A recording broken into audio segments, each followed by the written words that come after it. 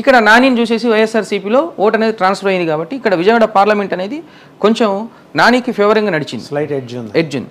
Right. మిగిలిన parliament మళ్ళీ వద్దాం. ఇక గుంటూరు అండి. గుంటూరు 17 సెగ్మెంట్లో 12 ఉమ్మడి గుంటూరు జిల్లా, 12 కూటమికి 4 వైఎస్ఆర్సీపీ, ఒకటి కీన్ కంటెస్ట్ అంటున్నారు గుంటూరులో. అవునండి, ఏదై ఉండొచ్చు కీన్ కంటెస్ట్లు గుంటూరులో ఉన్నది మనకు నర్సరావుపేట. Narasaraopet assembly segment. అవును, ఇక్కడ అరవింద్ బాబు, డాక్టర్ అరవింద్ బాబు. అయితే నర్సరావుపేట అనేది లాస్ట్ డే వరకు కూడా పోలింగ్ అనేది లాస్ట్ మినిట్ వరకు కూడా కొంచెం టైట్గా సిచ్యువేషన్ జరిగింది. బట్ స్వల్ప ఎడ్జితోటి ఏంటంటే వైఎస్ఆర్సీపీ గెలిచే అవకాశాలు ఉన్నాయి నర్సరావుపేట ఇది కాన్స్టిట్యున్సీ. అండ్ పత్తిపాడు కావచ్చు, గుంటూరు ఈస్ట్ కావచ్చు, ఐఏఎస్ ఆఫీసర్ రామాంజనేయులు అవును నుంచున్నారు పత్తిపాడు కావచ్చు, తర్వాత పెదకూరపాడు, తర్వాత ఈ కాన్స్టిట్యున్సీలోకి వచ్చేసరికి వైఎస్ఆర్సీపీ కొంచెం గాలి ఎక్కువ వీచింది. ఇందులో మళ్ళీ పెదకూరపాడు అనేది కొంచెం ఆఫ్టర్ ఎగ్జిట్ అంటే పోలింగ్ తర్వాత చూసినాం కాబట్టి పోలింగ్ తర్వాత మళ్ళీ అది టీడీపీ గెలిచే అవకాశాలు ఉన్నట్టు క్లియర్గా తెలుస్తుంది. కాబట్టి గుంటూరు అనేది 12 కాస్త 13 అయ్యే అవకాశం ఉంది.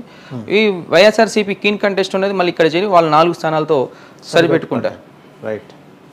అయితే మంగళగిరి, ఇక మంగళగిరి గురించి స్పెషల్గా మాట్లాడుకోవాలి. యాక్చువల్గా రాష్ట్రంలో ఒక 4 నియోజకవర్గాల గురించి మంగళగిరి, కుప్పం, పిఠాపురం, పులివెందుల, హిందూపూర్ అంటే వైఎస్ఆర్సీపీ వాళ్ళు టార్గెట్ చేసినవి ఈ 4 నియోజకవర్గాలు. టీడీపీ వాళ్ళు టార్గెట్ చేసింది పులివెందుల. మాట్లాడుకోవాలంటే పులివెందుల ఉంది, పొంగనూరు ఉంది. అయితే ఇక్కడ ఈ మంగళగిరి నియోజకవర్గంలో ఏంటంటే మెజారిటీ 20,000 30,000 అంత మాకు కనపడలేదు. యాక్చువల్గా సర్వే చేస్తున్నప్పుడు మాకు స్లైట్ ఎడ్జ్ అంటే 4 to 6% స్లైట్ ఎడ్జ్ డిఫరెన్స్ కనిపించింది మార్జిన్. ఆ మార్జిన్లో ఏంటంటే లోకేష్ గెలవబోతున్నాడు, బట్ 10 నుంచి 15,000 మెజార్టీ తోటి అయితే క్లియర్గా అంటే 15,000 అయితే మార్క్ అయితే రీచ్ అవుతాడు. రైట్. సో ఇంకా ఎంపీ స్థానం, గుంటూరు ఎంపీ స్థానంకి వచ్చాడు డాక్టర్ పెమ్మసాని చంద్రశేఖర్.